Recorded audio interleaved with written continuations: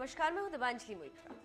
आजकल इजराइल और फिलिस्तीन को लेकर काफी कुछ लिखा पढ़ा जा रहा है, क्योंकि इन दोनों देशों के बीच जंग चल रही और दुनिया के लोग हाथ पर हाथ धरे बैठे दूर से ही इजराइल का समर्थन कर रहे हैं, तो वहीं कुछ लोग फिलिस्तीन का समर्थन कर रहे हैं। ऐसे में काफी लोग इजराइल और फिलिस्तीन के बारे में लिख रहे हैं और कह रहे हैं कि ये इस क्षेत्र में शक्तिशाली, इसके साथ ही साथ इजराइल फिलिस्तीन को खत्म कर सकता है। ऐसे में हम भी आपको एक कहानी अतीत की बताना चाहते हैं, जिसमें एक फिलिस्तीनी महिला ने कैसे इजराइल को नाको चने चबवा दी।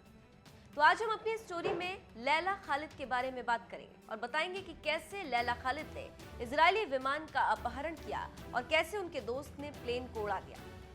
खबरों की माने तो 29 अगस्त 1969 का दिन था और रोम हवाई अड्डे पर सफेद सूट और सनहैट पहने और बड़ा सा धूप का चश्मा लगाए एक 25 साल की युवती फ्लाइट TWA 840 का इंतजार कर रही थी।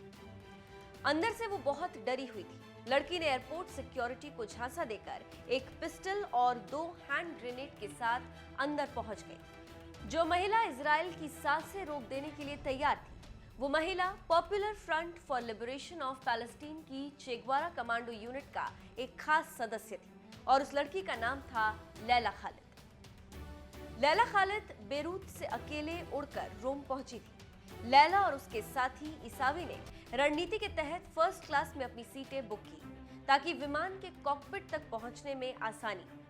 लैला खालिद 1973 में प्रकाशित अपनी आत्मकथा माई पीपल शैल लिव में कहती हैं कि चूंकि मैं और ईसावी अलग अलग बैठे थे, इसीलिए शिकागो में रहने वाला एक ग्रीक अमेरिकन मुझ में कुछ ज्यादा ही दिलचस्पी लेने लगा था।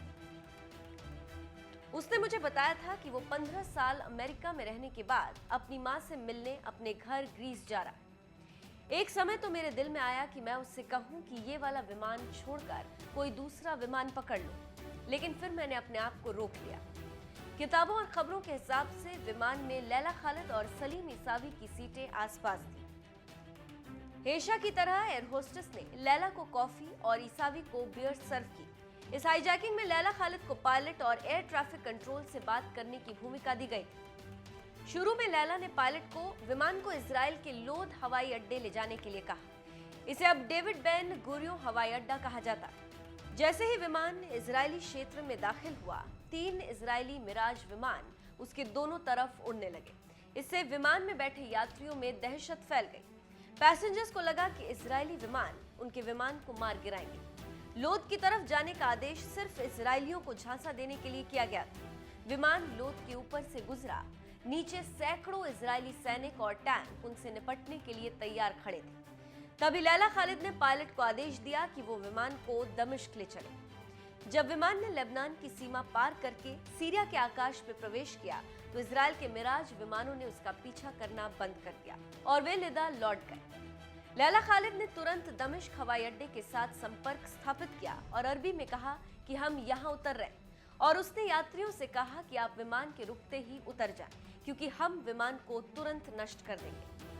शाम को 5:35 पर विमान दमिश्क हवाई अड्डे पर पहुंचा। विमान के रुकते ही लैला ने यात्रियों से कहा कि आप लोग फौरन विमान से उतर जाएं।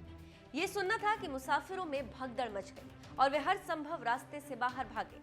उसके बाद लैला खालिद और उसके साथी ने अपने हथगोलों से विमान उड़ा दिया। विमान से लपटें उठने लगी। यात्रियों और कर्मचारियों में से किसी को भी किसी प्रकार की चोट नहीं आई। लैला जब मुसाफिरों के बीच से गुजरी तो यात्रियों से कहा, आप लोग हमें अपराधी और दस्यु समझते होंगे, लेकिन हम हरगिज वैसे नहीं।